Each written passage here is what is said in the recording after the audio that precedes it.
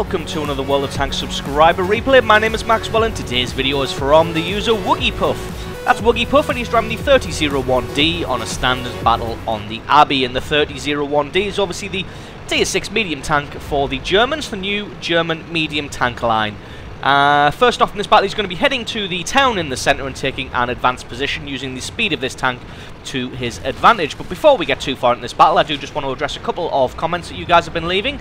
A lot of people have been saying that they've been sending in really good replays and they haven't been picked for whatever reason. So I just want to give you guys some insights into, firstly, how I choose replays, why I choose replays, and what you can do to maximise the chances of getting your replay chosen. So he's just going to take up a camping spot here and try and spot anyone who comes around that corner. So I do get a lot, and I mean a lot, of replays every week. A lot of the time I don't get a chance to watch all of them anymore, but I try to watch as many as possible, although usually that is at the 16 times speed, so I don't always catch all of the action.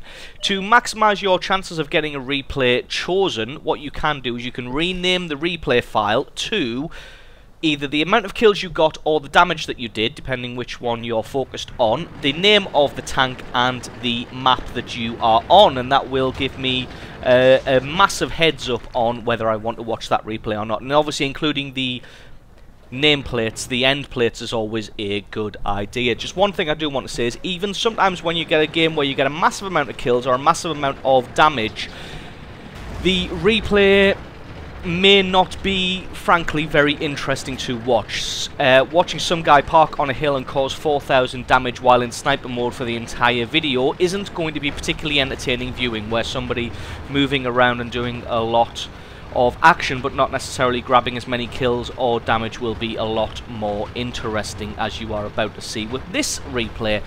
He's all over the place. So that is my advice. Rename your replay file to the name of the tank, the amount of kills you've gotten, and the map, or the potential damage and the map.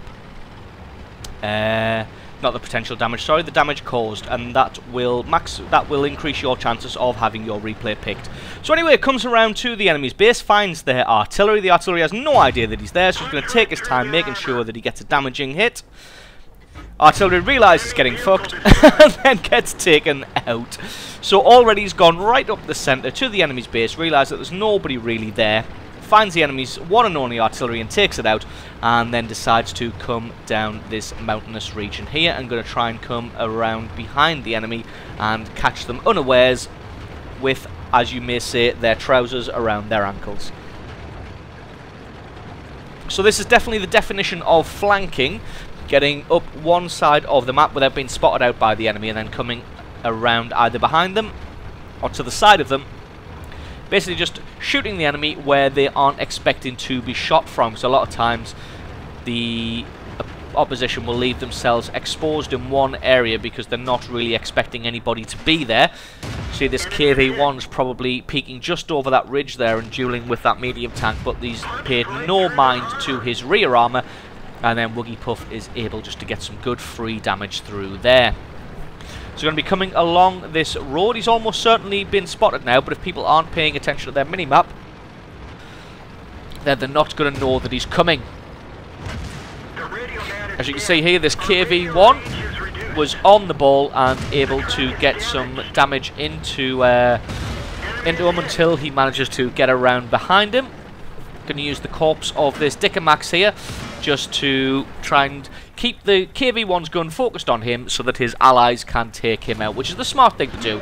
There's no point putting yourself in danger. If the KV-1's focusing on you, then keep his focus on you so that your allies can take them out, because at the end of the day, a dead tank is better than an alive one when it comes to the enemy anyway. So able to take out his tracks, which was a good move there, and then the KV-1 has his shot and misses.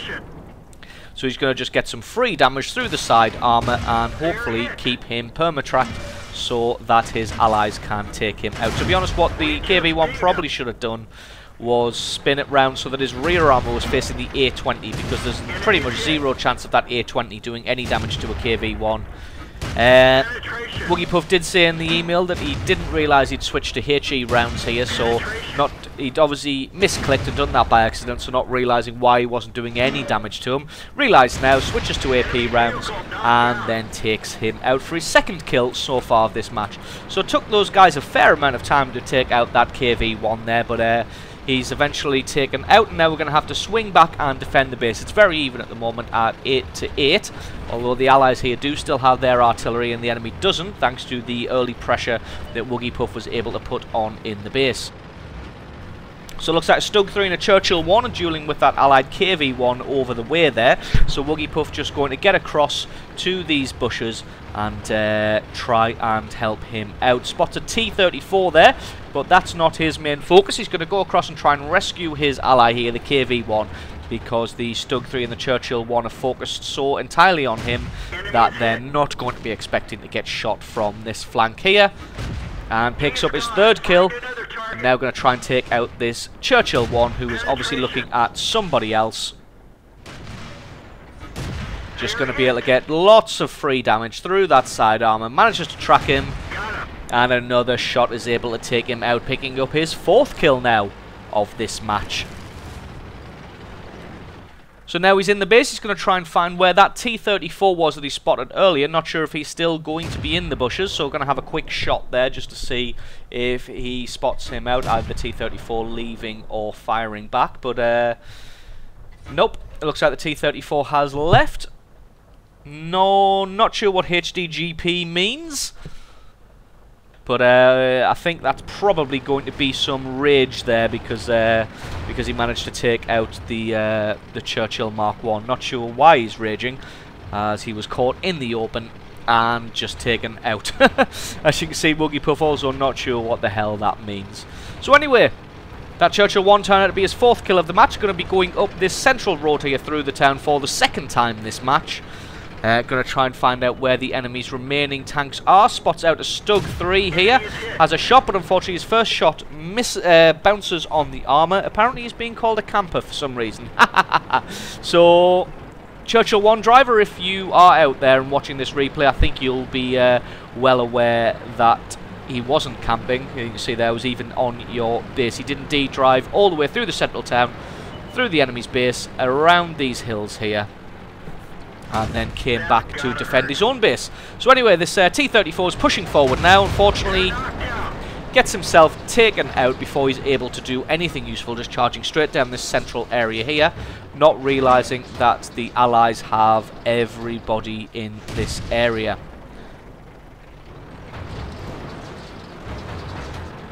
So just waiting out this Stug 3 here. There he is. They're going to try and get some damage on him, but it looks like somebody else has managed to take him out.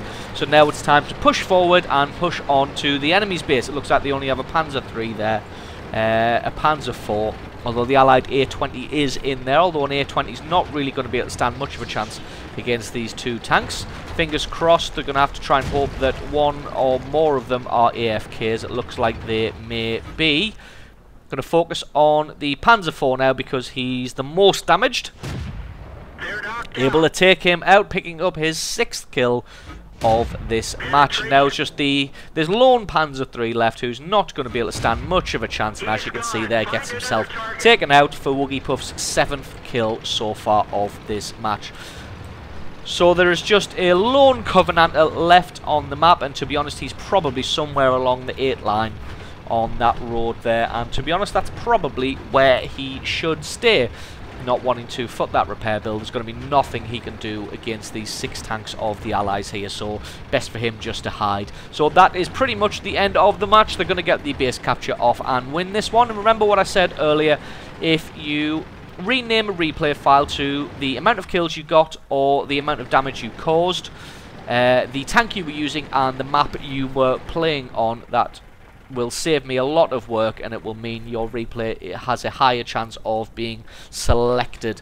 Another thing I do just want to quickly mention is if I put a replay out of, say, KV1, don't suddenly bombard me with KV1 replays, as I probably won't show it. So there we go, absolutely brilliant game there from Woogie Puff. showing that this tank is pretty good. It doesn't have the best armor in the world or the best top speed, but it's pretty fast, it's pretty maneuverable, and can be a dangerous little machine. So back to the previous point I was making, like I said, if I've just released a replay of a KV1, don't suddenly bombard me with KV1 replays, because I won't put them up unless they are absolutely unbelievably good. As you saw, I did put up 2 Bat Chat replays within a week of each other, but that's because they were both absolutely amazing. What I do try and like to do is leave at least 4 weeks, so at least a 1 month gap between different tanks. So let's say, take this one for example, the VK3001. If somebody else sends in a VK3001 replay now, it'll be at least 4 weeks before I post another replay of this tank, because I don't want to say spam you with the same tanks over and over again. I like to get a good selection, and then you can get a good idea of how each tank can perform. So anyway, that was Woogie Puff driving the VK3001D, picking himself up 7 kills on the Abbey and being a good mobile flanking medium tank. So thank you very much to you for sending that replay in. Thank you to you guys for watching, and I will catch you next time.